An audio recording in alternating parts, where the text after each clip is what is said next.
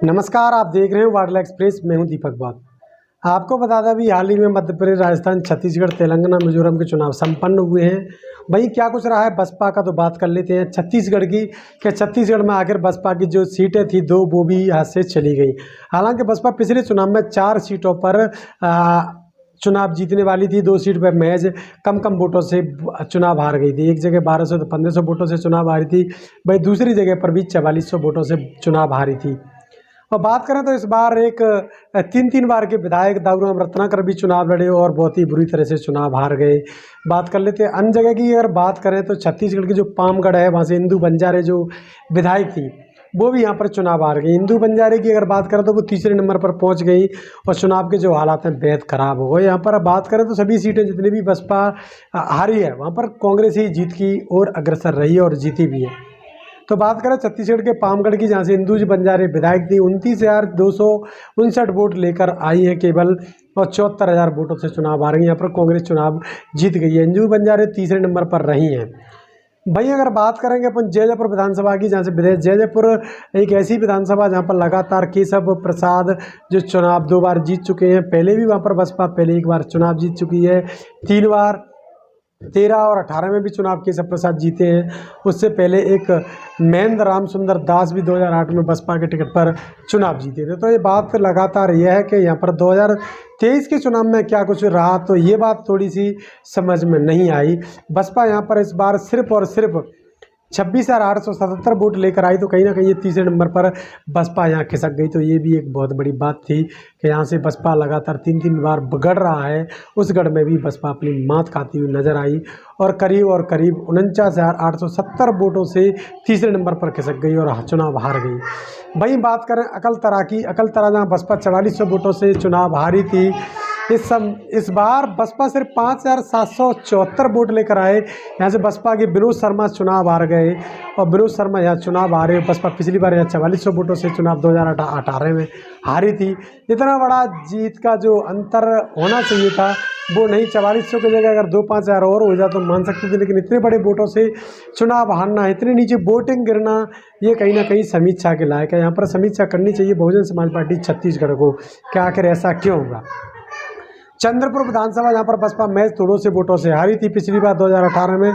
इस बार भी बसपा तीसरे नंबर पर रही है, जहाँ से लाला साईं खुंटे चुनाव लड़ रहे थे और 16,898 वोट लेकर आए हैं।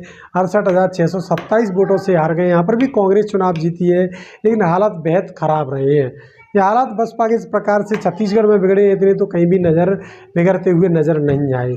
जांजगीर चांपा जो कि जिला है, जांजगीर चांपा की बात करें, जांजगीर चांपा का ये जिला है और यहाँ पर जो विधानसभा है, जहाँ पर रामजी गौतम लगातार राज्यसभा सांसद भी यहाँ पर लगातार घूमते रहे हैं।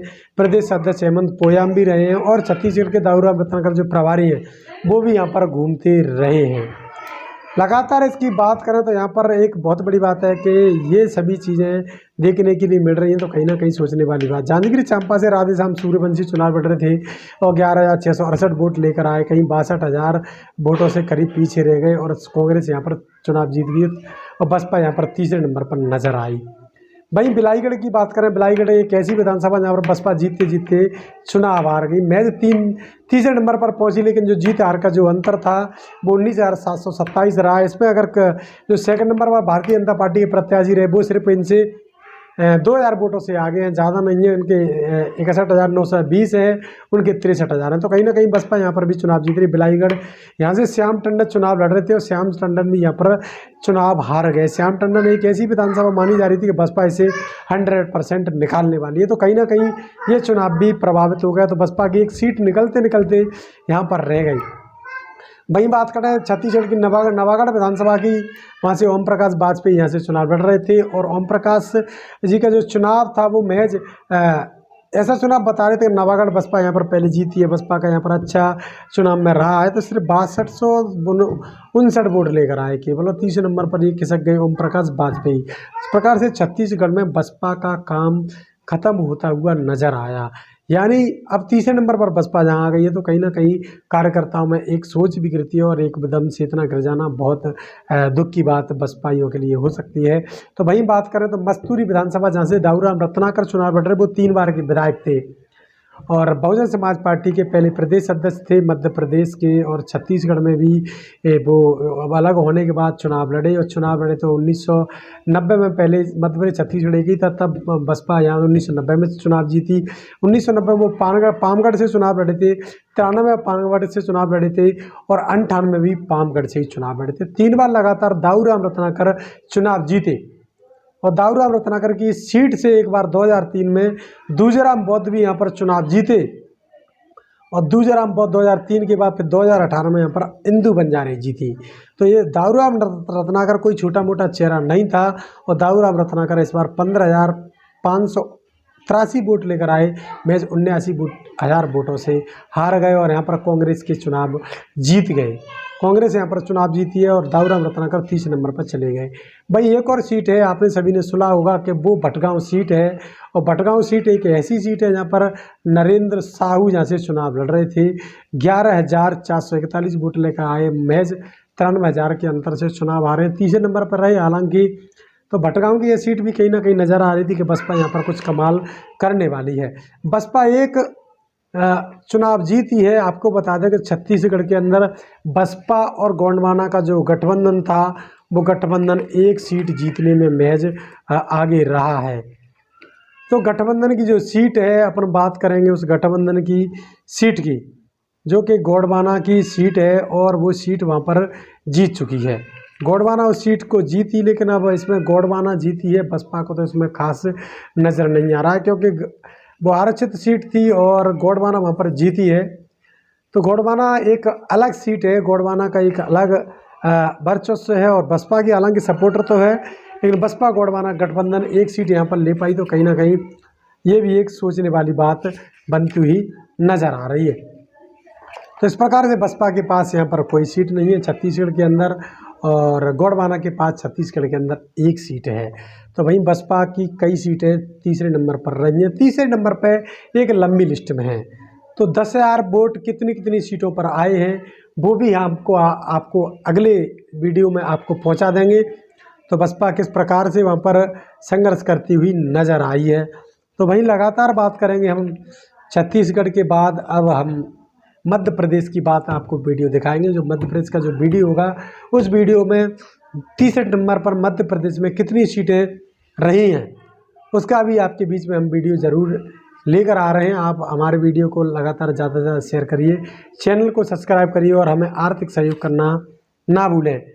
और हाँ, एक और बता दें आपको कि छत्तीसगढ़ में दाऊराम रत्नाकर के भाई नारायण रत्नाकर भी चुनाव लड़ रहे थे, और वो भी तीसरे नंबर पर ही रहे हैं, और 13,215 वोट लेकर आए। सारंगढ़ विधानसभा थी, और वहाँ से चुनाव लड़ रहे थे, सारंगढ़ से।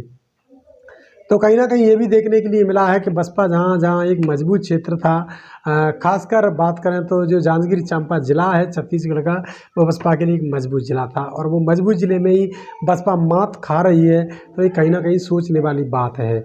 और बात करें अगर 2003 के चुनाव की, तो 2003 में वहाँ से अच्छा रहा, 90 में अच्छा रहा, 93 में अच्छा रहा, 98 में अच्छा रहा। 2000 पिछला भी चुनाव की बात करें, 2018 में बसपा 2 सीटों पर सेकंड नंबर पर थी, और 2 सीट पर चुनाव जीती। तो इस बार ना तो सेकंड पे है, सभी सीटें थर्ड नंबर पर चली गई। वोट की प्रतिशत बढ़ सकती है, वोट ज़्यादा आ सकते हैं, वोट परसेंट, लेकिन बसपा वहाँ पर अगर सीट एक नहीं निकाल पाई, तो ये भी कहीं ना कहीं सोचने वाली बात है। तो इस प्रकार से बसपा मध्य प्रदेश, राजस्थान और छत्तीसगढ़ में बसपा को कुछ नहीं मिल पाया है। मध्य प्रदेश में बसपा को नहीं मिल पाया। बसपा मध्य प्रदेश में 2 सीटों पर 4 सीटों पर सेकंड नंबर पर रही है, और राजस्थान में 2 सीट बसपा जीती है। तो वो राजस्थान की बात एक अलग है, जहाँ पर राजस्थान पहले बसपा 6 सीट जीती है, तो वहाँ भी अगर 2 सीट केवल जीती है, तो वो भी कहीं ना कहीं ज़्यादा अच्छी नहीं कह सकते। इस प्रकार से जो हालात हैं वो बेहद खराब रहे हैं बसपा के। बसपा कहीं ना कहीं समीक्षा करेगी, और बहुजन समाज पार्टी की राष्ट्रीय अध्यक्ष बहन कुमारी मायावती जी इस बार जो 10 तारीख है, अभी 3 दिन बाद, 4 दिन बाद जो 10 तारीख है, उसको बहुजन समाज पार्टी की एक बड़ी पूरी लखनऊ में एक मीटिंग बुलाई है। बहन कुमारी मायावती जी वहाँ पर उपस्थित रहेंगी, और क्या कुछ दिशा निर्देश करेंगी। तो लगातार हमारे साथ बने रहिए, हम भी आपको लगातार ये न्यूज़ों के बारे में लगातार बताते रहे। तो देखते रहिए बादल एक्सप्रेस। मैं हूँ दीपक, बहुत आप सभी का बहुत बहुत धन्यवाद।